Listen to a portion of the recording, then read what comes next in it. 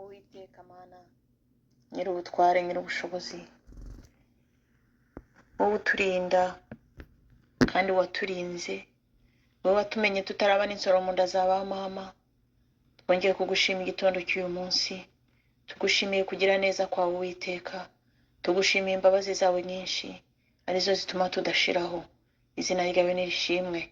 Uri Imana yo kubahwa, uri Imana yo gupfukamirwa, uri Imana yo kuvugwa, uri Imana yo kuririmbirwa. Data, izina ryawe nirishimwe. Nyaguhora ku ngoma Imana, nta mana yigize ibaho imeze nkawe, nta nizabaho. Nyaguhora ku ngoma Imana, nta mana iriho yabasha kutugirira neza nk'uko utugirira.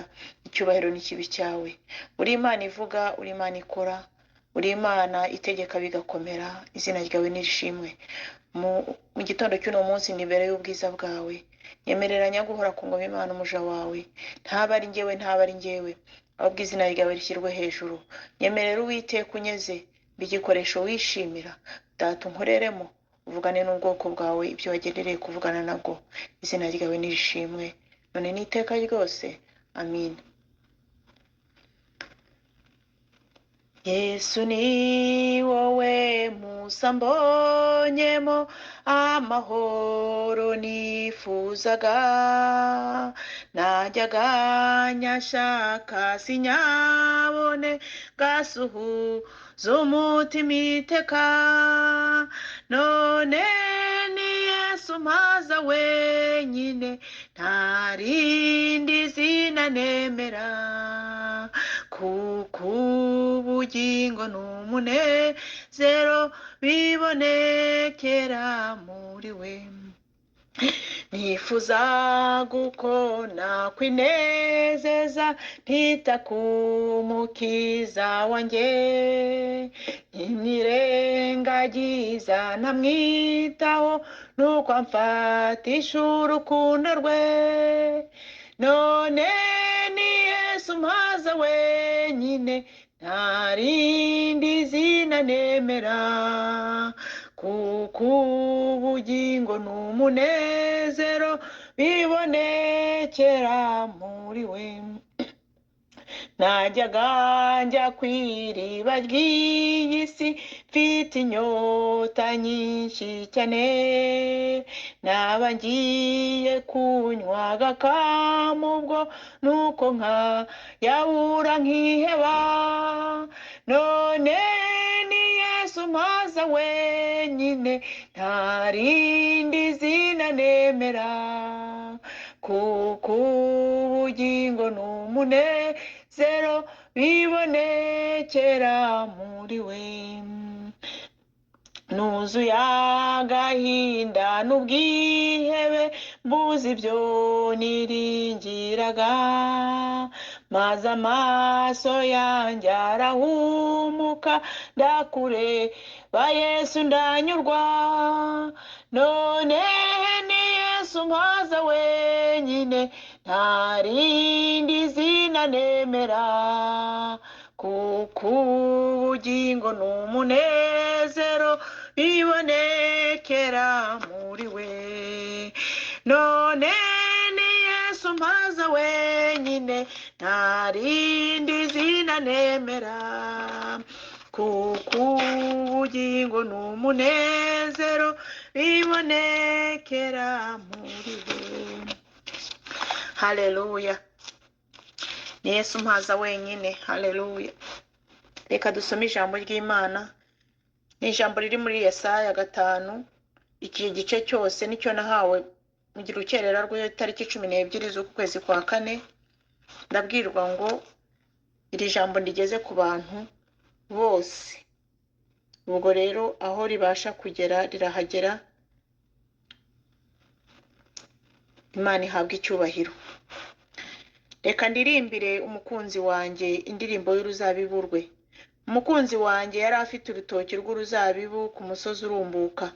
Ararutabirira, arurimburamo amabuye, aruteramo insina y'umuzabibu y'ubwoko bwiza cyane. Arwubakamo inzu y'amatafari ndende, acukuramo n'urwina. Nuko yiringira ko ruzera inzabibu, ariko rwera indibu. Yemwe mwa baturage b'i Yerusalemu mwe, namwe bagabo b'i Buyuda, nimudukize njyewe n'uruzabibu rwanjye. ikintu nari nkwiriye gukorera uruzabibu rwanjye nasize ni ikihe? Ko nari niringiye ko ruzera inzabibu, niki cyatumye rwera indibu? Noneho rero reka mbabwire ibyo ngiye gukorera urutoki rwanjye. Nzasenya uruzitiro rwarwo maze rwonwe rwose, senye n'inkike yarwo runyukanyukwe, kandi nzarurimbura, ntiruzicirwa, ntiruzahingirwa, ahubwo ruzameramo imifatangwe n'amahwa. Kandi nzategeka ibicu bye kurugushamo imvura, kuko urutoki rw'Uwiteka Nyiringabo ari inzu ya Isiraheli n'Abayuda n'insina yishimiraga. Yabiringiragamo imanza zitabera, ariko abasangamo kurenganya. Yabiringiragamo gukiranuka, ariko abasangamo umuborogo. Bazabona ishyano abagerekeranya ingo ku zindi, bakikubira imirima kugeza ubwo hatagira ahasigara. Mugatura mu gihugu mwenyine. Uwiteka Nyiringabo yampishuriye atya ati, ingo nyinshi ndetse n'ingo nini nziza zizaba imisaka, he kugira uzibamo. Imirima y'inzabibu 10 izavamo inshuro imwe y'intebo, kandi ibibibiro 10 by'imbuto n'amasaka bizavamo inshuro imwe y'igiseke. Bazabona ishyano abazindurwa no kuvumba ibisindisha, bakaba ari byo biririrwa, bakabirarira inkera, kugeza aho bibahinduriye nk'abasazi. Mu birori byabo bagira inanga na neberu n'ishako n'imyirongi na vino, maze ntibite ku murimo w'Uwiteka, ntibatekereze ibyo yakoze. Nicyo cyatumye ubwoko bwanjye bujyanwaho minyago buzize ubupfu bwabwo. Abanyacyubahiro bo muri bwo bishwe n'inzara, kandi rubanda ruguye umwuma. Ikuzimu habaye ikirura, kandi hasamiye akanwa kaho bitagira akagero. Maze abantu banjye uko bangana bahamanukana icyubahiro cyabo, ndetse n'uwo muri bo binezereye bagwanamo. Kandi umuntu acishijwe bugufi n'ukomeye aracogozwa, n'amaso y'abibone nabo aracogozwa. Ariko Uwiteka Nyiringabo ashyirishijwe hejuru n'imanza zitabera. Imana yera iragaragarisha kwera kwayo gukiranuka. Haleluya. Icyo gihe abana b'intama bazarisha mu bikingi byabo uko bashatse, kandi mu matongo y'abakire inzererezi zizahahindura. Bazabona ishyano abakururisha gukiranirwa ingeso zabo mbi nk'ukuruza umugozi, bakurura n'icyaha nk'ukurura umurunga w'igare. Bakavuga bati, ngaho natebuke agire vuba, umurimo we tuwurebe, n'umugambi we w'uwera wa Isiraheli wigire hano uze tuwumenye. Bazabona ishyano abita ikibi cyiza n'ikiza bakacyita ikibi. Umwijima bawushyira mu cyimbo cy'umucyo, n'umucyo bakawushyira mu cyimbo cy'umwijima. Ibisharira babishyira mu cyimbo cy'ibiryohereye, n'ibiryohereye bakabishyira mu cyimbo cy'ibisharira. Bazabona ishyano abiyita abanyabwenge bajijutse. Bazabona ishyano abigira intwari zo kunywa inzoga, bakagira imbaraga zo guturira ibisindisha, bagatsindishiriza abakiranirwa kubw'impongano, ariko umukiranutsi bakamwima ibyo atsindiye. Nuko rero nk'uko ibinimi by'umuriro bikongora ibitsinsi, kandi nk'uko ubwatsi bwumye buhwama mu muriro, niko igishyitsi cyabo kizaba ikibore, n'uburabyo buzuma butumuke nk'umukungugu, kuko banze amategeko y'Uwiteka Nyiringabo, bagahinyura ijambo ry'uwera wa Isiraheli. Nicyo gitumye Uwiteka arakarira ubwoko bwe uburakari bukongora nk'umuriro, akabangurira ukuboko kwe kubica. Imisozi igahinda umushyitsi, maze intumbi zabo zikamera nk'ibishingwe binyanyagiye ku mayira. Nyamara uburakari bwe ntiburashira, ahubwo ukuboko kwe kuracyabanguye. Azamanikira amahanga ya kure ibendera, azabahamagaza ikivugirizo ngo bave mu mpera y'isi, nabo bazaza n'ingoga bihuta. Muri bo ntawe uzananirwa ngo asitare, ntawe uzahunikira ngo asinzire, ntawe uzakenyuruka, kandi n'udusha imitwe inkweto zabo ntituzacika. Imyambi yabo iratyaye, n'imiheto yabo yose irabanze. Inzara z'amafarashi yabo zizamera nk'amasarabwayi, n'inziga z'amagare yabo zizagenda nka serwakira. Kwivuga kwabo kuzaba nk'ukw'intare, bazivuga nk'imigunzu y'intare.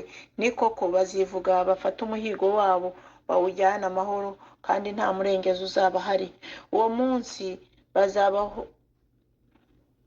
bazabahoreraho nk'uko inyanja ihorera uyirimo areba imusozi, akabona hari umwijima n'amakuba, kandi umucyo wijimishijwe n'ibicu byaho.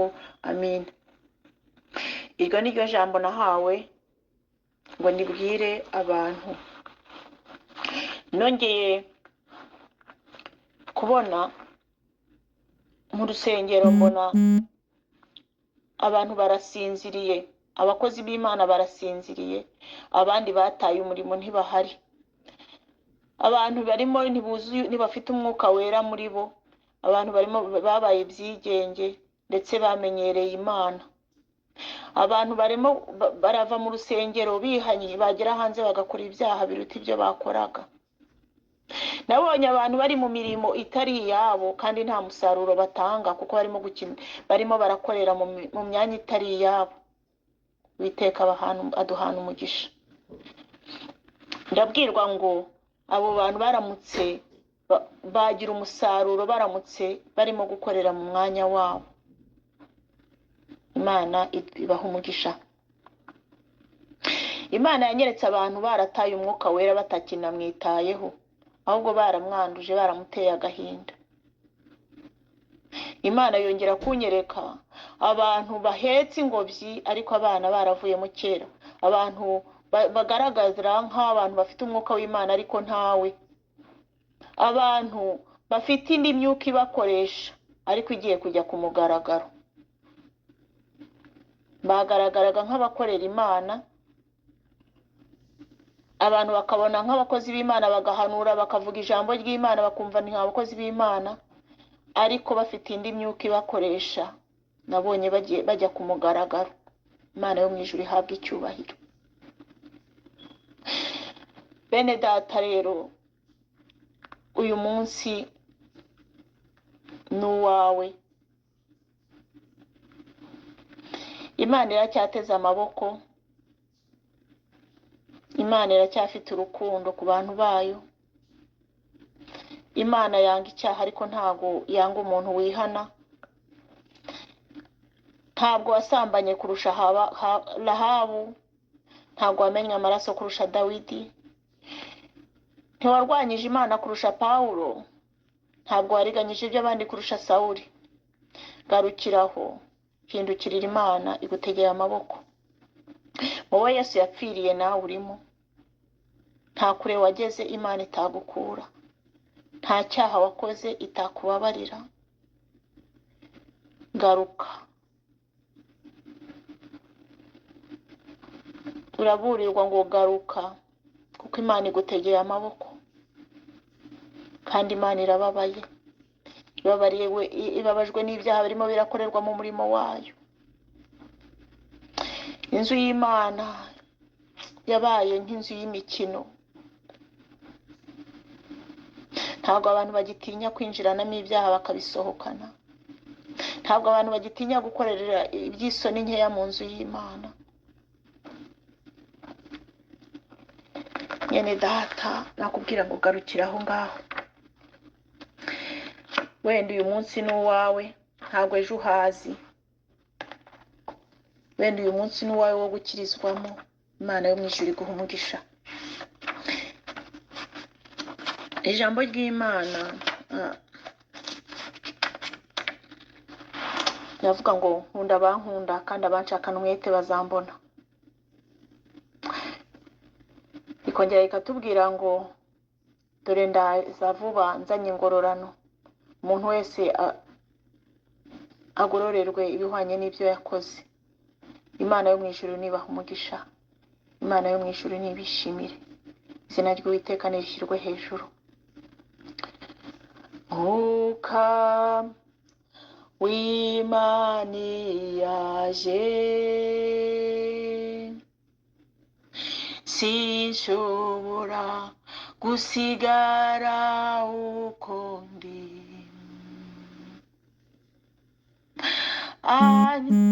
Anyeganyeza byose ibyari bimboshye, ampanagura amarira yanjye yose. byose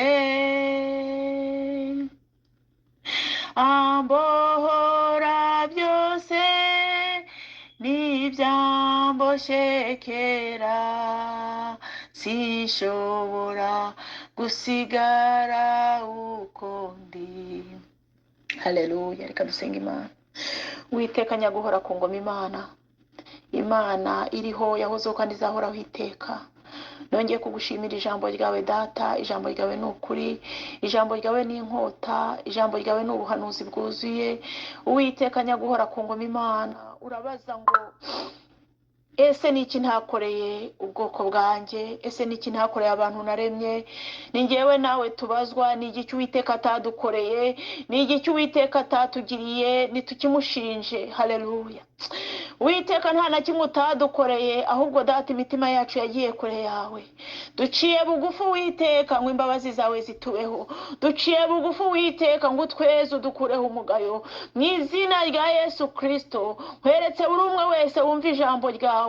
Nyaguhora ku ngoma, Imana wohereza umwuka wawe wera agende aganze imitima yacu. Mu izina rya Yesu Kristo naza tuganze, naza tegeke, naza hindure, naza kurema ibyishyizemo. Mu izina rya Yesu Kristo ibyaha tujyamo tukabigarukamo. Uwiteka utweze udukureho umugayo. Abantu bawe twezwe nawe data, uturinde akamenyero, ahubwo duhe kugendera imbere yawe dutinya ndetse duhinda imishyitsi. Izina ryawe nirishimwe, izina ryawe nirishyirwe hejuru. Bana n'ubwoko bwawe, uvugane nabo nk'uko wabigennye data. Ngewe data nkoze ibyo wantumye gukora, mvuze ibyo wantumye kuvuga, nawe ukora ibisigaye, kuko uri Imana itagira ikinanira, kandi uri Imana itagira uyihangara, uri Imana utagira ikihagarara imbere. Iyo utabaye umuntu wawe nyaguhora ku ngoma, Imana nta kigutangira, kandi iyo uhagurukiye gukora ntawe ubasha kukwicaza. Izina ryawe nirishimwe, izina ryawe nirihimbazwe. Reka amavi yose agupfukamire, kuko uri Imana yo kubaho ibihe byose. Mu izina rya Yesu Kristo, amin. Yesu ashimwe, Yesu ashimwe. Nongeye kunezererwa Imana mu gitondo nk'iki ngiki. Numvishe nifuza ko nabasangiza ubu butumwa nari nahawe mu 2020 mu kwezi kwa kane ku itariki zaho 12, ariko nabonaga ndi mu rusengero ndimo ndahanura, kandi ndahanuriraga cyane cyane abashumba. Nanerekeye ku ruhimbi ndimo ndababwira nyine ibibareba by'abashumba. Nuko ngiye kumva numva ijwi riraje, kandi mbona igitabo kirambuye imbere yanjye. Barambura muri Yesaya ibice 5, ndabwirwa ngo bwira abantu bose aya magambo. Nuko rero nahaye ubwo butumwa. Ayandi nama yerekwa yandi nagiye ngira mu bihe bitandukanye, nagerageje kuyanyuramo gake. Imana ninshoboza nzayabaramburira uko yari ameze birambuye, kuko ubu butumwa mbere ndi nabunyujije ku magurupe ya WhatsApp nabagaho. Kubabwumvishe kuri Zaburi niho yabuvanye kuri gurupe ya WhatsApp twabanagaho. Rero Uwiteka atugirire neza, kandi n'ukuri twumvira umwuka w'Imana. Uwiteka arashaka ko twezwa, Uwiteka arashaka ko tuba yishimira, tukagenderana ingeso nziza. Imana yo mu ijuru ihabwa icyubahiro, kandi Imana yo mu ijuru n'ukuri ntabwo izaceceka. Ntabwo Imana izakomeza kwihanganira ko umurimo wayo utobwa. Ntabwo Imana izakomeza kwihanganira ko abantu biyitirira umurimo wayo. Nk'uko Yesu yigeze agera mu rusengero ugasanga baracururizamo, agabakoreramo n'ibindi bibi, akabasohora, akabimena. Natwe n'Imana niko ibabaye muri iki gihe, kuko harimo byinshi birimo gukorerwa mu nzu y'Imana. Ndagira ngo mbabwire bene data, ntago ikibabaje Imana ari abanyabyaha bari hanze bataramenya Imana. Ikibabaje Imana ni abantu bitirirwa izina ryayo ariko bagakora ibyangwa n'Imana. Ni abantu bitirirwa izina ryayo ariko bagahakana imbaraga zabo, bagakora ibyangwa n'Imana, kandi bari mu ishusho y'abantu bakorera Imana. Abo ngabo ni nabo bateje isi ikibazo. Abo ngabo ni nabo batuma abanyabyaha batihana, kubera ko abantu benshi arakomeza akavuga ati se nihane nka kanaka, nihane na nka runaka. Babaye nk'inzugi, babaye nk'ababambye mu marembo cyangwa se ababambye mu miryango, babuza benshi kwinjira. Ndetse kubera ibikorerwa mu nsengero birimo biratuma n'abantu bazinuka insengero. Rero Imana yo mu ijuru itugirire neza. Njye nawe twabashije kumenya Imana, ni ukuri iyi saha ndagira ngo nkubwire ngo dukomeze icyo Imana yaduhamagariye. Imana yo mu ijuru ibishimire, kandi Imana yo mu ijuru ibaho umugisha. Haleluya. Jya mfite umukizo, jya mvugira ku Mana, n'inshuti idahana si nk'izo mu isi, iteka arandinda akankingira n'ibyago, nk'icyamuwaka umukiza wawe. Njye ninginga Imana ngo ikwereke Yesu umwakire nawe, niko ngusabira.